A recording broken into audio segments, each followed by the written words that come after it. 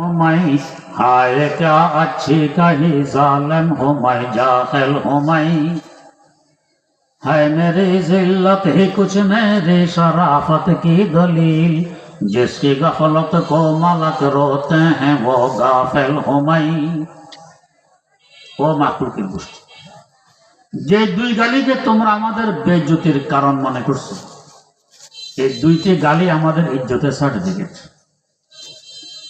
তোমাদের গায়ে এসব প্রেম প্রীতির বাতাস লাগেনি তোমরা কি বুঝবে দুই গালের ভিতরে কি নিহিত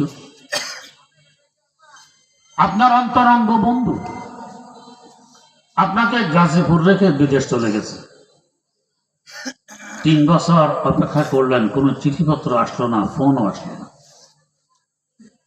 3 বছর অপেক্ষার পর কাগজ কলম হাতে নিয়ে লিখতে বসলেন লেখা শুরু করলেন কি শব্দ দিয়ে ও হে জালেম নিষ্ঠুর 3 বছর অপেক্ষার পর কাগজ কলম হাতে নিয়ে বসলেন এক ব্যক্তি দেখে ভাবছে কত বড় দুশ্মনের কাছে লিখতেছেন আপনি বলতেছেন দুশ্মন না দোস্ত আমার এই চিঠি দুইটি শব্দ নিয়ে তার কাছে পৌঁছলে তার অবস্থায় জবাব দিয়ে দিবে সে বন্ধু না দুশ্মন দুইটি শব্দ সহকারের চিঠি যখন বন্ধুর হাতে পৌঁছে নাচানাচি আরম্ভ করে দিয়েছে আমি তো 3 বছর বন্ধুকে ভুলে বসে রইলাম বন্ধু তো আমাকে বলেনি এ জালেম নিষ্ঠুর দুইটি শব্দ তার প্রমাণ বহন করে আল্লাহ পাক জানায় দিলেন বন্ধুরা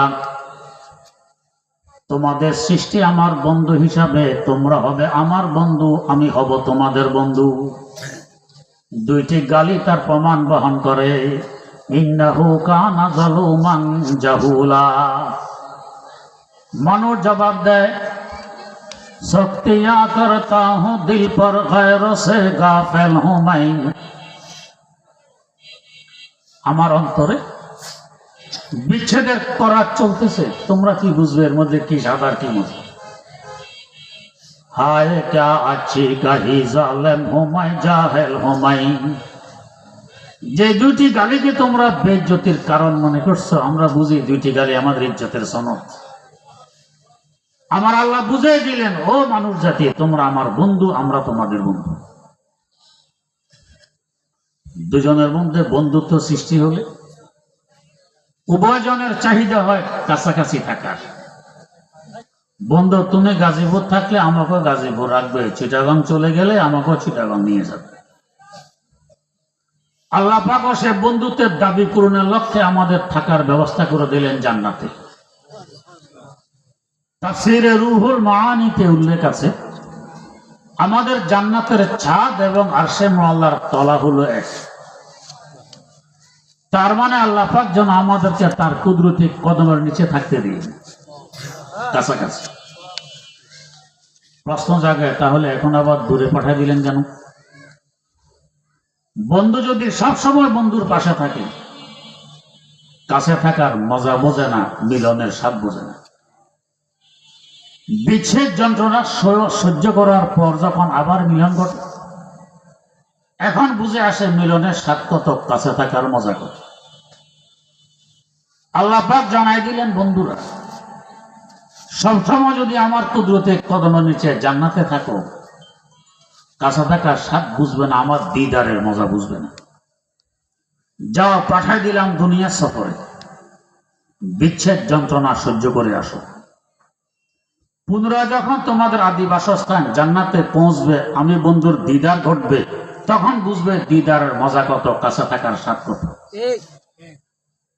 তবে তোমাদের এই সফরে লক্ষ কোটি বছর লেগে যেতে পারে এই দীর্ঘ সময় আমি বন্ধু তোমাদেরকে বলে বসে থাকবো তোমরা যন্ত্রণা সইতে থাকবে আমি নিষ্ঠুর বন্ধু নয় আমি রহমান রহিম দুনিয়ার ক্ষণস্থায়ী বন্ধু যদি বিদেশ চলে যায় বন্ধুকে রেখে বলে বসে থাকে না চিঠিপত্র লেখে মোবাইল করে আমি বন্ধুও তোমাদেরকে বলে বসে থাকবো না চিঠির ব্যবস্থা করলাম মোবাইলের ব্যবস্থা করলাম চিঠি কি উতলু মা উহিয়া ইলাইকা মিনাল কিতাব আমার প্রেম মাখা চিঠি আমার কোরআনে কারীম এটা তোমাদের কাছে পাঠিয়ে দিলাম বন্ধুর হাতে বন্ধুর চিঠি পৌঁছলে বারবার খোলে, পড়ে, চোখের পানি ছাড়ে, চুমু খায়, বুকে মিলায়। কি সাদার কি মজা লাগে। আমার এই প্রেম মাখা চিঠি কোরআনে কারীম হাতে পৌঁছলে বারবার পড়বে, চোখের পানি ছাড়বে, চুমু খাবে, বুকে মিলাবে। দেখবে কত স্বাদ লাগে, কত মজা লাগে। আবার বন্ধুর চিঠি আলমিরাতে সংরক্ষণ করে রেখে দেয়। সুযোগ হাতে আসলে পুনরায় খোলে, আবার পড়ে, চোখের পানি ছাড়ে, চুমু খায়, বুকে মিলায়, স্বাদ গ্রহণ করে। আমার এই প্রেম মাখা চিঠি কোরআনে কারীমও সুযোগ পাওয়া মাত্র খুলবি, পড়বি, চোখের পানি ছাড়বি, বুকে মিলাবি, চুমু খাবি, দেখবি কত স্বাদ লাগে, কত মজা লাগে। বাহারে আলমে হোসনা সে দিল জাতা জমিদারাত, বাহারে আলমে হোসনা সে দিল জাতা জমিদারাত, বরং আসহাবে সুরতরা বাবু আরবাবে মানারা। যারা শুধু তেলাওয়াত জানে, অনুবাদ জানে না, এরা তেলাওয়াতের মাধ্যমে স্বাদ পায়। যারা অর্থ জানে, তারা অর্থের মাধ্যমে ডবল স্বাদ পায়। যারা তাফসীর জানে, ওরা ডবল স্বাদ পায়। যারা হাকিকত জানে, তারা আরো কয়েক ডবল স্বাদ পায়। স্বাদের কোনো শেষ নেই। আল্লামা সাদির ভাষা তো কে হোসনে কিসায়ে ইশক আস্তে দর দফতর নমি আরি।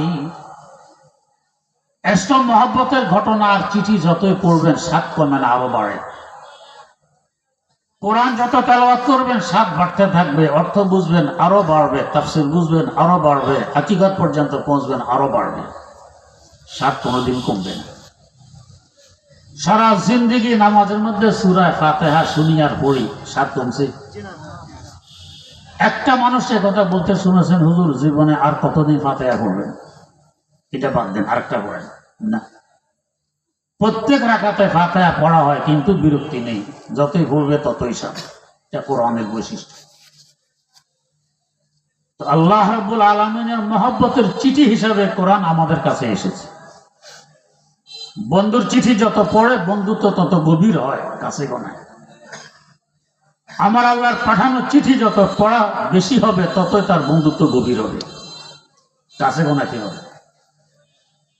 ইমাম বুখারী রাহিমাহুল্লাহু তাআলার উস্তাদ ইমাম আবু বকর ইমাম আহমদ বিন হাম্বল রাহিমাহুল্লাহ আল্লাহ রাব্বুল আলামিনকে স্বপ্নে দেখেছেন ৯৯ বার। এরপর আফসোস করতেছেন, একটি প্রয়োজনীয় কথা জিজ্ঞেস করার ছিল, সুযোগ হাতে আসেনি, জিজ্ঞেস করতে পারিনি। যদি আরেকটি বার জিয়ারত হতো, প্রয়োজনীয় কথাটি জিজ্ঞেস করে নিতেন। আল্লাহ পাকের মেহেরবানি, আরেকবার স্বপ্ন যোগে জিয়ারত হয়ে গেছে। সুযোগ হাতে এসেছে প্রয়োজনীয় কথাটি জিজ্ঞেস করার। এমন সুযোগ আমাদের হাতে আসতে কি জিজ্ঞেস করতেন? আল্লাহ, কি কাজ করলে রাতারাতি কোটি টাকার মালিক হওয়া যায়? কি কাজ করলে ইলেকশন ছাড়া, মিটিং মিছিল, হ্যান্ডবিল, ভোট এগুলো ছাড়া রাষ্ট্রপ্রধান হওয়া যায়, প্রধানমন্ত্রী হওয়া যায়, একটু বলে দিন। ইমাম এগুলো জিজ্ঞেস করলেন, কারণ যে যা চিনে সে তা কিনে। এগুলো তো হাতের ময়লা, আজকে আসে তো কালকে নেই।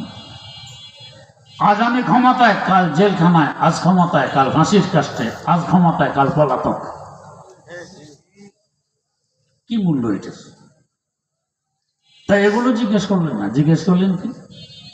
আল্লাহ, কি কাজ করলে অতি সহজে আপনার নৈকট্য লাভ করা যায়, আপনার কাছে দ্রুত গতিতে পৌঁছা যায়, আপনাকে নিজের বানানো যায়, এই কাজটি কি? কত গুরুত্বপূর্ণ প্রশ্ন। আল্লাহকে যদি আমি কাছে আনতে পারি, আমি যদি তার কাছে থাকতে পারি, আমার আর কি লাগে? আল্লাহর এক কলিতে বলেছিলেন, বকা নাজর নমিদারাম ফকিরাম ওয়ালে দারাম খোদা এজর আমিরাম, ওয়ালে দারাম খোদা এজর আমিরাম। ঘরে পয়সা নেই, মানুষ ভাবতে পারে আমি ফকির।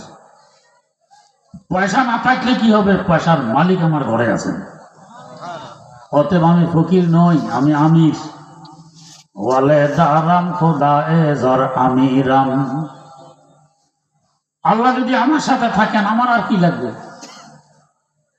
তাই বুजुर्गाने दिन बोलेन जो तो मेरा तो सब मेरा फलक मेरा जमी मेरी जो तो मेरा तो सब मेरा फलक मेरा जमी मेरी अगर तो एक नहीं मेरा तो कोई शय नहीं मेरी अल्लाह তুমি যদি আমার হয় সবকিছু আমার